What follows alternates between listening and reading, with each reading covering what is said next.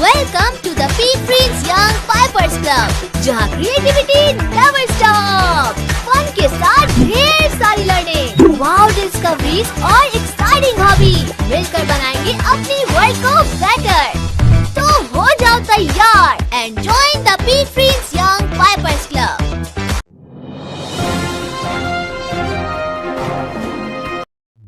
आपका मेज़बान शेख अजीज़ुर रहमान।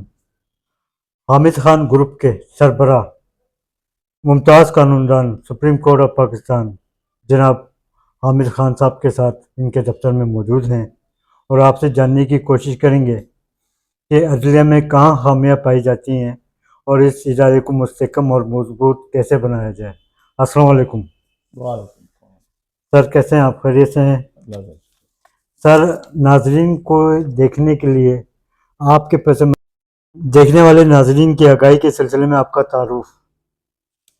जी, मैं वकील हूँ और तालीम और वकालत की है, तकरीबन 56 साल से ज़्यादा हो गया मुझे। बेशक। सर, अपने तालीमी सफ़र के बारे में आगाह करें। बस मैंने लाहौर में गवर्नमेंट कॉलेज लाहौर से BA किया था जी और उसके बाद LLB किया था यूनिवर्सिटी लॉ कॉलेज लाहौर जी। से, और कुछ अरसे बाद मैं अमेरिका जाने का इत्तेफाक हुआ, वहाँ मुझे एडमिशन मिली थी, तो वहाँ से मैंने masters degree Lee university of Illinois से। ये मेरा तालीम का। सर, मौजूदा निज़ाम तालीम के बारे में आपकी क्या राय है? देखिए, इसमें बड़ी तनज़्ज़ुली आई है, जी बहुत तनज़्ज़ुली आई है, और इसमें बहुत कसूर जो है मैं समझता हूँ कि हमारी रियासत का है, जिसने मुनासिब इन्वेस्टमेंट नहीं की है। जी और हमारी सबसे बड़ी नाकामी इस मुल्क में ये है कि हमने जिन ख़ास इदारों पर और शोबों पर हमें अपना बजट खर्च करना चाहिए था, उन पर नाकाफ़ी बजट जी रखा, और उसकी वजह से तालीम में, सेहत में, अदलिया में, ये 3 सोशल सेक्टर्स हैं जिनमें तनज़्ज़ुली आई। जी उसके बरक्स हमने पैसे सारे जो थे वो मुल्क में एक डिफेंस के ऊपर खर्च कर दिए, जी फौज पे खर्च कर दिए।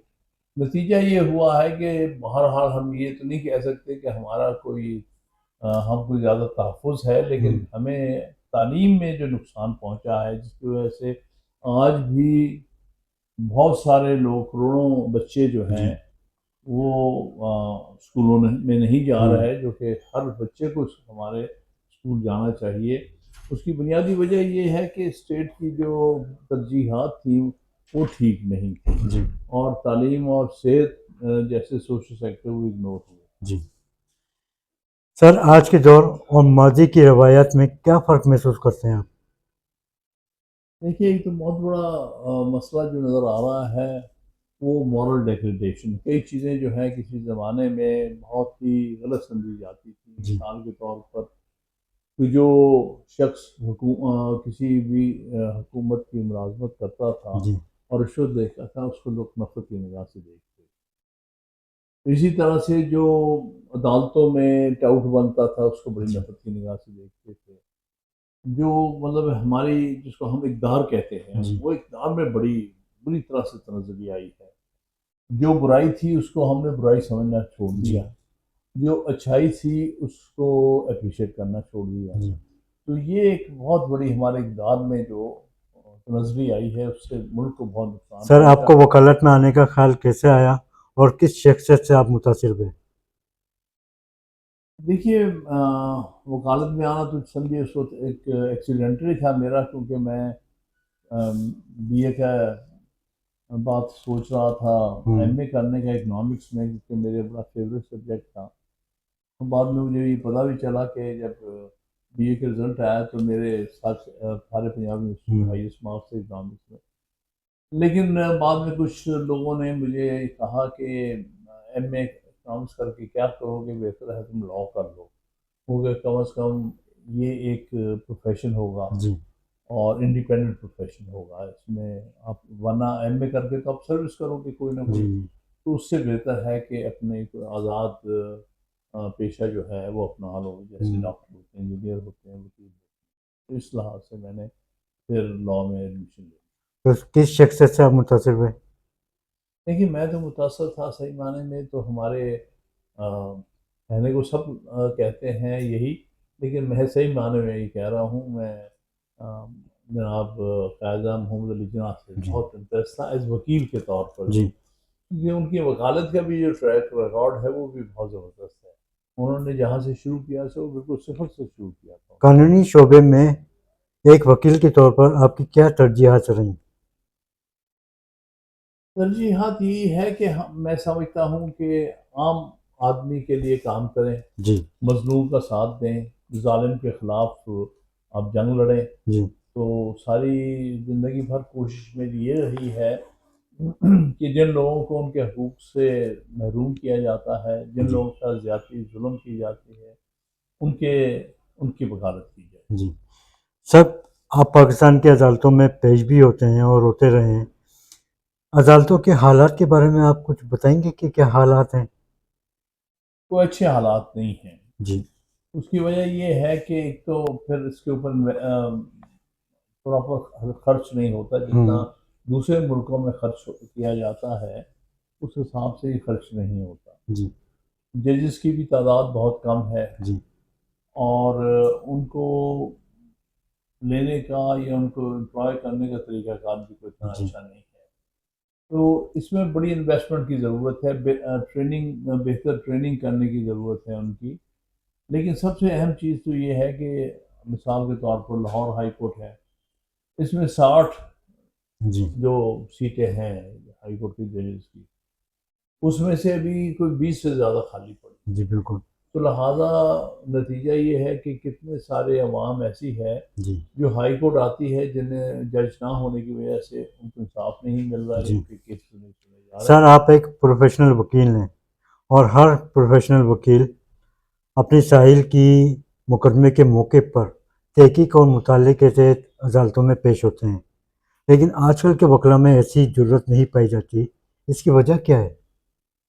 دیکھیے نا، اصل میں لوگ بجائے کہ پروفیشنلزم یعنی جو جی اچھے وکیل بننے کے جو جی آداب ہیں اور اچھی اقدار رکھنے والے جو جی وکیل ہیں، جو سمجھتے ہیں کہ ہمیں ان 3 بنیادی ویلیوز پہ کرنا، کہ ہم نے محنت سے اچھا وکیل بننا ہے، جی ہم نے دیانتداری سے لوگوں کو مشورہ دینا ہے، اور عدالت میں شرافت سے پیش ہونا جی ہے، اور عدالت کے تقدس کا خیال رکھنا ہے۔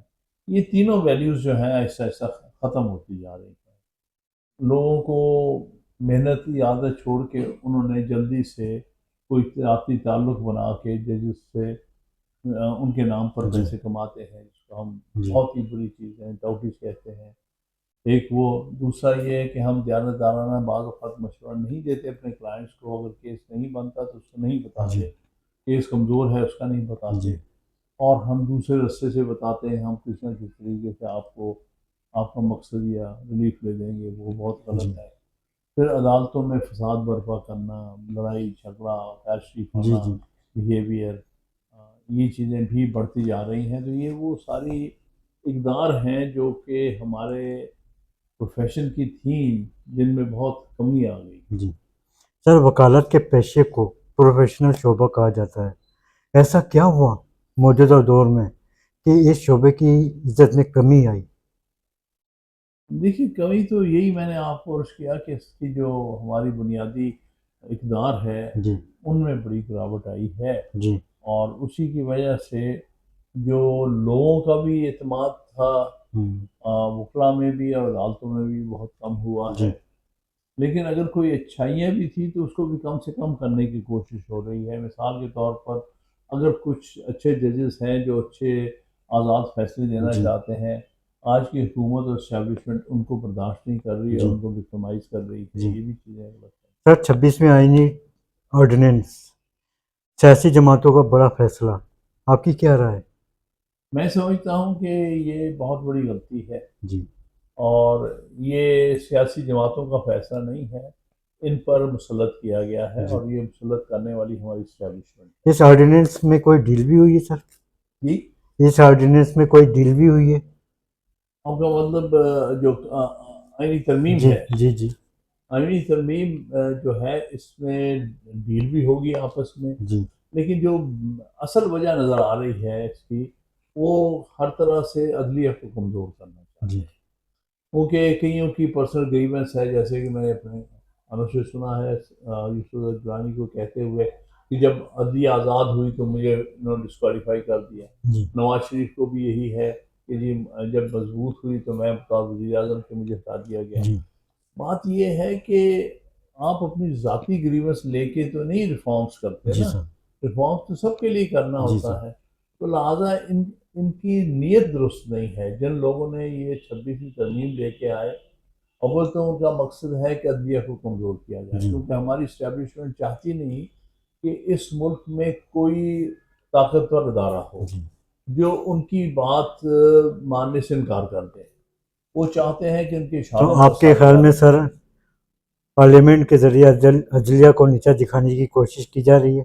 بالکل پارلیمنٹ کو استعمال کیا گیا. جی پہلی تو بات یہ ہے کہ اس پارلیمنٹ کی ویسے ہی صاف کوئی نہیں ہے. جی کیوں؟ کیونکہ جو 8 فروری کو الیکشنز ہوئے ہیں، جی ساری قوم نے دیکھا ہے، اس میں بالخصوص پنجاب میں بہت بڑی دھاندلی. جی اسی طرح کراچی میں بھی بہت بڑی جی دھاندلی ہوئی ہے. میں سمجھتا ہوں ہمارے خیال میں 12 سے لے کے 16 تک نیشنل اسمبلی کی سیٹیں جی جو پی ٹی آئی جیتی ہوئی تھی وہ ایم کیو یا پیپلز پارٹی کو جی دلائی گئی. اور پنجاب میں تو سب نے دیکھا کیا ہوا. پنجاب میں میجورٹی پی ٹی آئی کو ملنی تھی، جی اس کے برعکس ان کو دلا دی گئی. جیتے ہوئے کو ہرا دیا، صحیح ہارے ہوئے کو جتا دیا.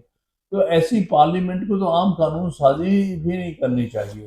چلیے اگر کوئی دن مطلب روزمرہ کے کاموں کے لیے کچھ چاہیے ہو تو لیکن آئینی ترمیم کرنا جو کہ بنیادی آپ کا جو قانون ہے یا بنیادی ساخت آپ کے قوم کی ایک ساختہ سیٹ اپ ہے، اس کو ہلا دینا ایک ایسی پارلیمنٹ نے جس پارلیمنٹ کا اپنا ہی ساکھ یا کریڈیبلٹی کوئی نہ ہو تو وہ بڑی غلط بات ہے. بلکہ میں تو یہ کہوں گا لیجیٹیمیسی بھی کوئی نہیں ہے. سر آپ نے دھاندلی کی بات کی ہے.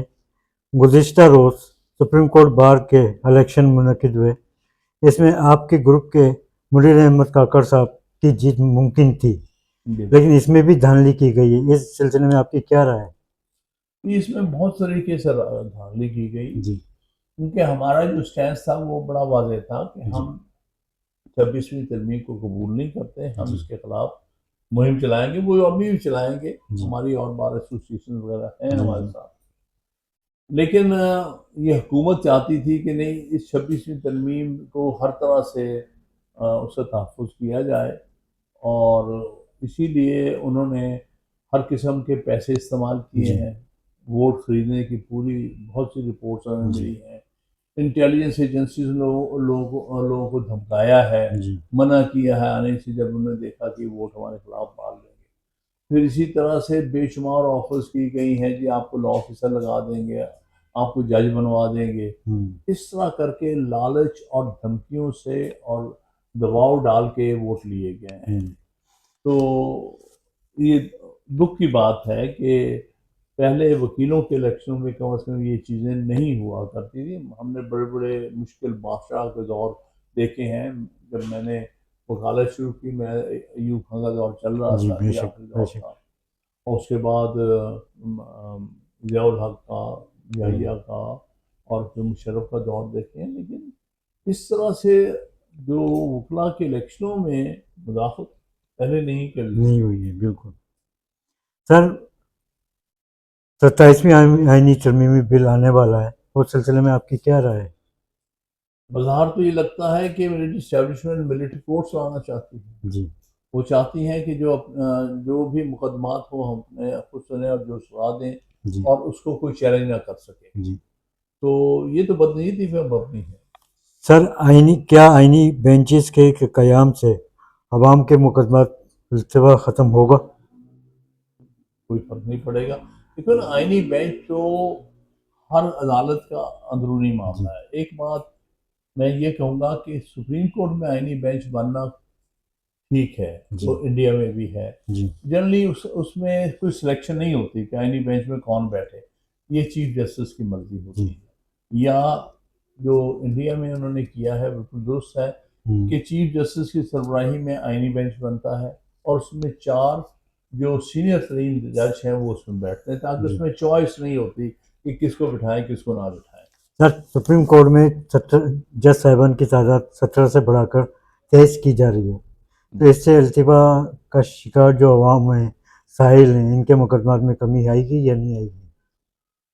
کبھی تعداد بڑھانے سے فرق نہیں پڑتا. جی بالکل.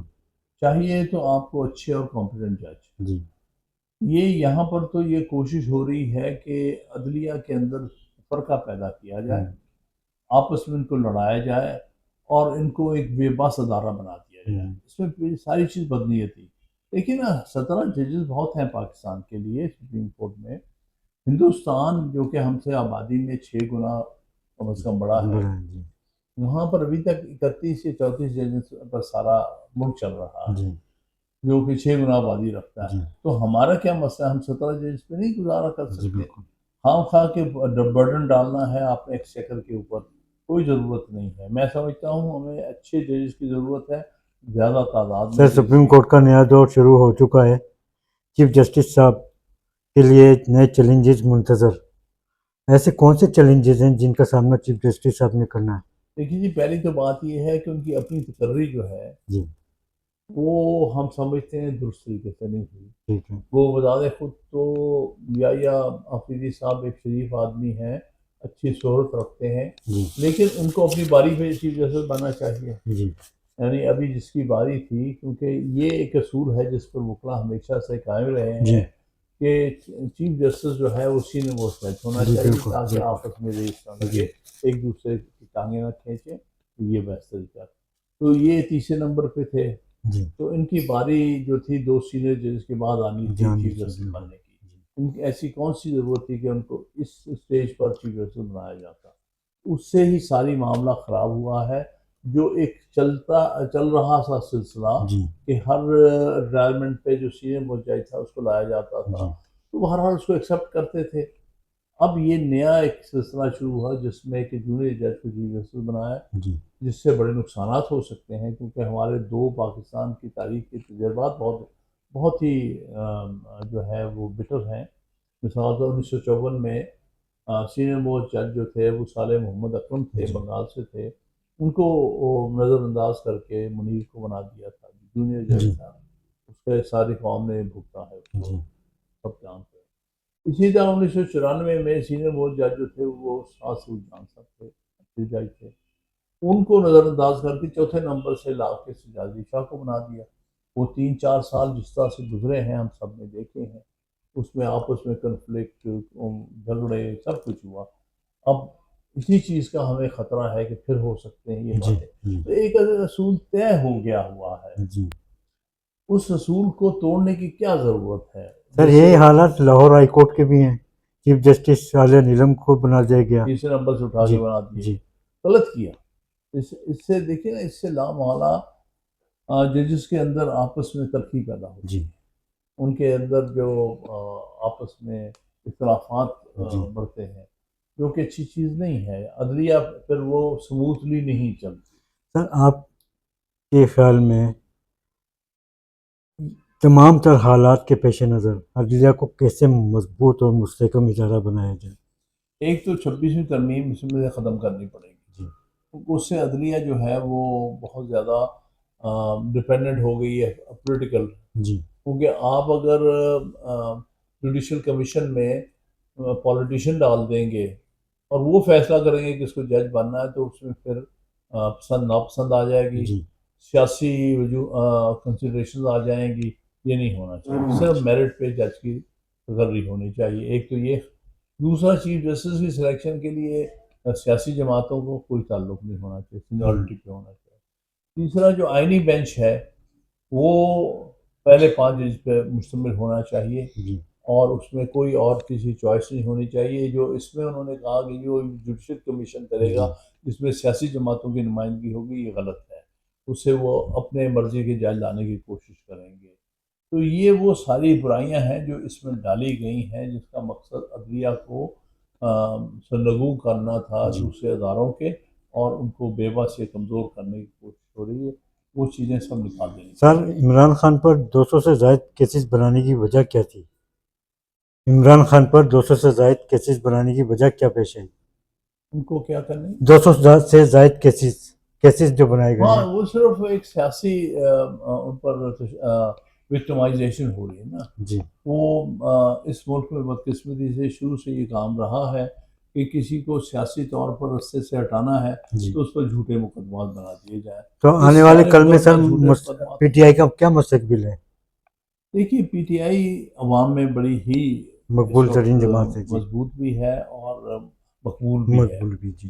तो आप मकबूल पार्टीज को ख़त्म नहीं कर सकते। जी जिस तरह ज़ियाउल हक ने हर कोशिश की थी पीपल्स पार्टी को ख़त्म करने जी की, जी लेकिन पीपल्स पार्टी को वो तो ख़त्म नहीं कर जी। सका। अपनी करतूतों से वो ख़त्म हो जाए और बात वो है, बात जैसे अलग है उन्होंने जी। 26वीं तरमीम करके खुदकुशी की है, जी लेकिन जब तक वो ठीक चलेंगे कोई वजह नहीं ख़त्म होगी। हम्म तो कहने का मतलब ये है कि कभी वो पार्टी जिसकी अवाम में मकबूलियत हो हम्म। उसको इस तरह से बाहर से ख़त्म नहीं, झूठे मुकदमात बना के लोगों पर जुल्म करके विक्टिमाइज करके आप ख़त्म नहीं कर सकते। सर गजा पे बात करते हैं। मौजूदा हालात के पेश नज़र आपके ख्याल में फ़लस्तीनी अवाम का क्या मुस्तकबिल है? बहुत भयानक नज़र आ रहा है, जी लेकिन मैं ये कहूँ कि तारीख के बतौर एक तालिब इल्म की तारीख के तालिब इल्म मैं ये बताऊँ कि जो कौमें इस हद तक अपने सख्ती बर्दाश्त करती हैं जी और अपने अज़ाइम में कायम रहती हैं, जी। उनका मुस्तकबिल अच्छा होता है। सर क्योंकि लेकिन कौम देखने में आया है कि पाकिस्तान समेत 57 इस्लामी ममालिक इस जंगबंदी में खामोश तमाशाई। आपके ख्याल में IMF वीटो पावर या ज़ाती मफादात? इसमें बुनियादी तौर पर जो बेशतर मुस्लिम ममालिक हैं, जैसे जी आपने कहा 57 के करीब हैं, जी वो खामोश तमाशाई बने हुए हैं। जी उसकी बुनियादी वजह ये है कि उनकी हुकूमतें पॉपुलर गवर्नमेंट्स नहीं हैं, जी अवाम की चुनी हुई नहीं है। अब जिस तरह आप सऊदी में आप देख लीजिएगा, कर्व स्टेट्स देख लीजिएगा, जी बहुत सारी जो अफ्रीकन मुस्लिम जी स्टेट्स हैं वो देख लीजिएगा, वहाँ जहाँ बादशाहते हैं, जहाँ डिक्टेटर बैठे जी हुए हैं, वो हमेशा दूसरे मुल्कों की तरफ देखते हैं, वो अमेरिका के कंट्रोल में आ जाते हैं। जी। तो इसलिए ऐसे लोग कभी अपने फैसले लोगों की ख्वाहिशात के मुताबिक नहीं करते। हम्म। तो इसका नतीजा ये है कि आम जो मुसलमान है या मुसलमान अक्सरियती मुल्कों में जी जो वहाँ के बाशिंदे हैं, वो चाहते हैं वो फ़लस्तीनियों के साथ हैं, लेकिन जो हुक्मरान हैं वो किसी और की बात सुनते हैं। सर कश्मीर के हालात के बारे में आपकी क्या राय है? कश्मीर के हालात के बारे में आपकी क्या राय है? देखिए कश्मीर में एक तो बहुत बड़ी ज़्यादती हुई है, जी जो अगर इंडियन यूनियन के अंदर आप जी देखें उनके आइन को देखते हुए, तो कम से कम एक गारंटी तो थी कि 370 है और ये कि वो ऑटोनमस उनका स्टेटस रहेगा, वहाँ के अवाम जो हैं उनको किसी और स्टेट के बराबर नहीं समझा जाएगा। वो ख़त्म कर दिया इन्होंने, जो जी। एक बुनियादी अंडरस्टैंडिंग थी वहाँ के कश्मीरियों की और इंडियन यूनियन की, वो ही ख़त्म कर दी। ये तो सर माजी से 27 अक्टूबर 1947 से सिलसिला चलता चला आ रहा है। हक से महरूम कर दिया गया है, इंडिया ने हक से महरूम कर दिया है। या तो आप हुकूमत वक्त से क्या पैगाम देना चाहेंगे? हम तो यही कहेंगे कि आप उनकी सपोर्ट जारी रखें जी और हर कौम को, और ये कश्मीरी एक कौम है, जी उनको ये हक रादियत मिलना चाहिए कि वो जी। बताएं कि उनका फ्यूचर क्या है। क्या है? जी वो हिंदुस्तान के साथ रहना चाहते हैं, जी ये पाकिस्तान के साथ शामिल होना चाहते हैं, या आज़ाद होना चाहिए। जी तीसरी ऑप्शन भी मिलनी चाहिए जी कि अगर वो एक आज़ाद मुल्क के तौर पर, जैसे कि ऑलरेडी आपके सामने नेपाल है, भूटान है, तो वो भी एक आज़ाद जी मुल्क बन सकती है। तो उनको कम से कम प्लेबिसिट का जो वादा है जी। वो पूरा होना चाहिए। सर कश्मीर और फ़लस्तीन की आज़ादी के सिलसिले में हुकूमत वक्त को आपका पैगाम? बस यही है कि आपने उनको पीसफुली, जी मतलब कोई इस किस्म की तंजीमों को सपोर्ट नहीं करना चाहिए जी जी जो कि वायलेंस करती हो, जी लेकिन सारी दुनिया में कश्मीर की आज़ादी के लिए स्ट्रगल अपनी जारी रखनी चाहिए जी। और फ़लस्तीन की आज़ादी। बहुत शुक्रिया सर आपका, बहुत शुक्रिया।